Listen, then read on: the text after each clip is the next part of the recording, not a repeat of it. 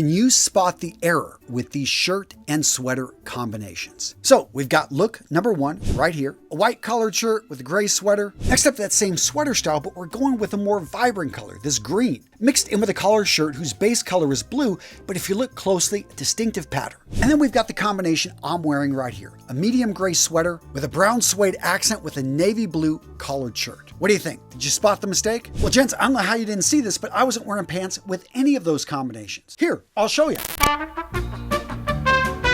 Nope, just kidding. I don't want to scar you guys, but no, seriously, I do wear pants in my videos. But to the point, layering a shirt with a sweater can be done in an infinite number of ways. Some combinations are going to make you look great. Other combinations, well, they can make you look like you have no fashion sense at all. So how to avoid the latter and increase the likelihood you always look great? Well, gentlemen, that's the subject of today's video, how to layer your shirt and sweater like a pro.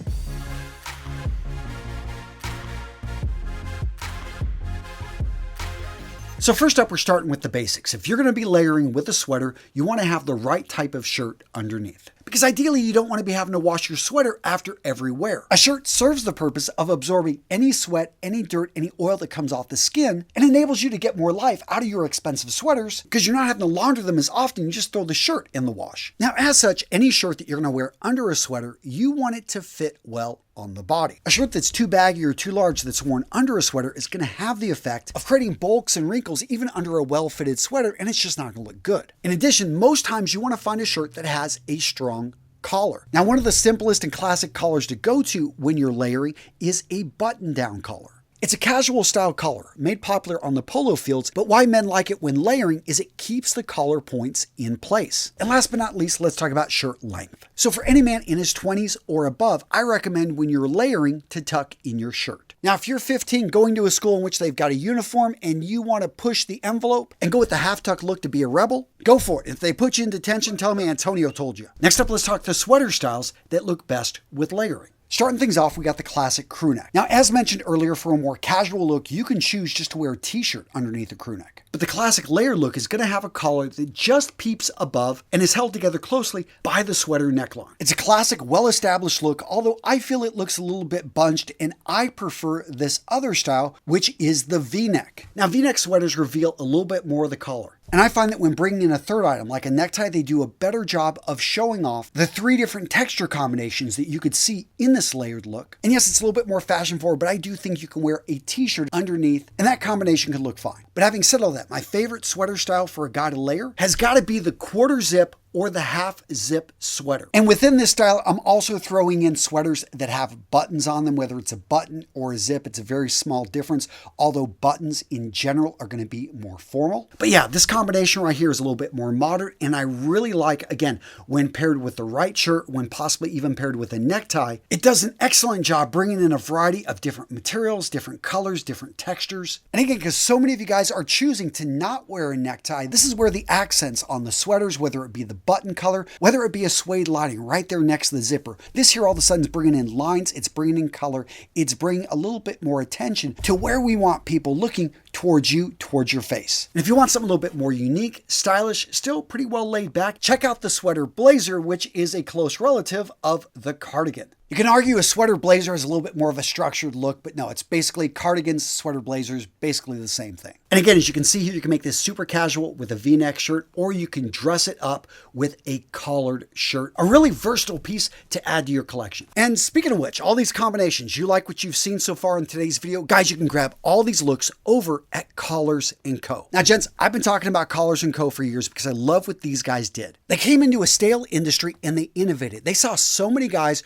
were wearing dress shirts and hated layering them underneath a sweater, underneath a sports jacket, because they were uncomfortable. They didn't fit well. So they created the perfect polo dress shirt combination. It's a shirt that has the strong collar and placket of a dress shirt, but the comfort, ease, fit, wear of a polo. And the result is a shirt that you can dress up, you can dress down, you can layer, you can wear it by itself. Collars & Co.'s dress collar polo is where they started, and this is still their best seller. And guys, when you go look at the different collar options, they got the semi-spread, they've got the English spread, they've got the cutaway collar, and of course they've got button-down collars. And if you live in a hot area, you want a polo that's incredibly breathable, but still has that strong collar, check out their featherweight flex collection. But Collars & Co. didn't stop at those polos. Of course, they started to get into other pieces of menswear. sweater. All the sweaters that we've been talking about in today's video, you can find over at Collars & Co. From the crew necks to the V-necks to the quarter zips. And if you want to dress things up, take it to the next level, check out their Maverick Performance Blazers. And this is a blazer I actually travel with. Why? Because it's made from a performance material,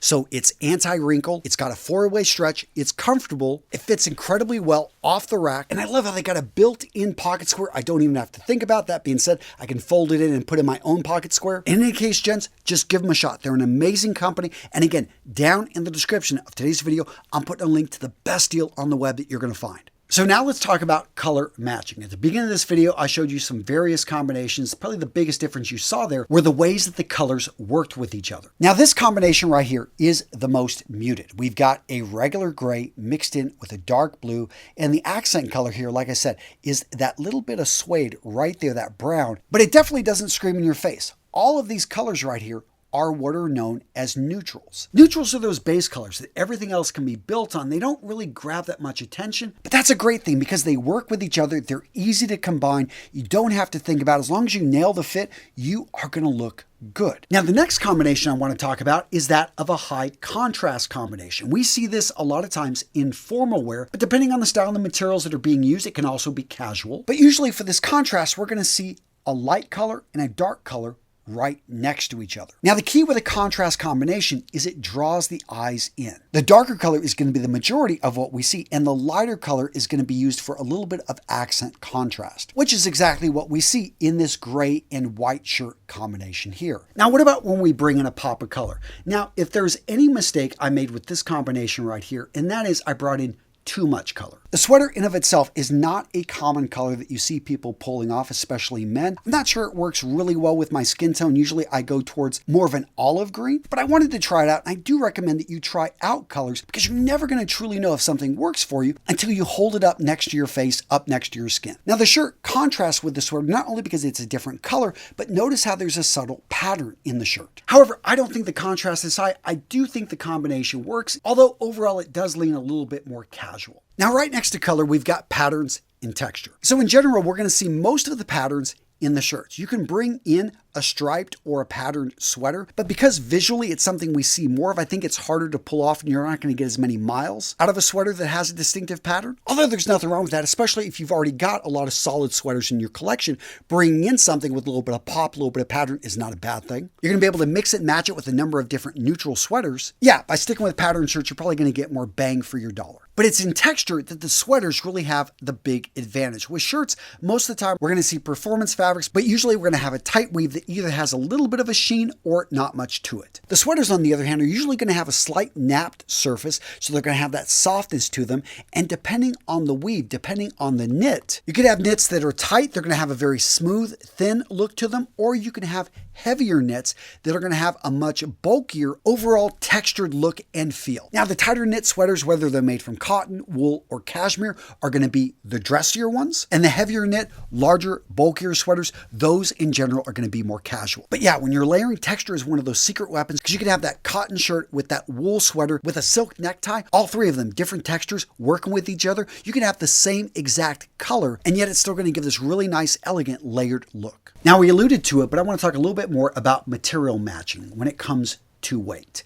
So whenever something is considered dressier, that's where you've got a thinner sweater. Again, it can be made from cotton, wool, usually cashmere or something like that is what you're going to find. But these are going to be lighter weight, and they are going to have shirts underneath them that are of a lighter weight. These are fabrics like performance materials or a thin dress shirt Oxford. If you decide to wear a bulkier sweater, something a little bit heavier, then you want to try to match it, especially if the shirt's going to be seen with a heavier weight shirt. These are going to be shirts made from at least an Oxford type material, which is going to be a little bit thicker, a little bit heavier, but you could choose to level up to a flannel, which is going to be much thicker, much heavier. And as you can surmise, this combination is probably going to keep you a lot warmer. So reserve this for colder weather. Now, with the combination I'm wearing right here, I've got a dress shirt polo made from a performance fabric. Now, the sweater is a lightweight cashmere merino wool, and because of the lightness, the overall close fit to the body, I can actually add a third layer which you saw me do earlier with that performance blazer. And that's where I think layering gets really interesting, is when you start to have 4 layers. Because yes, that would count as 4 layers if I was wearing a necktie. But you see how that combination would work, because the level of formality of all 4 items would be in alignment. And in case you're wondering, when it comes to necktie knots, I recommend when you're layering, I like the 4 in hand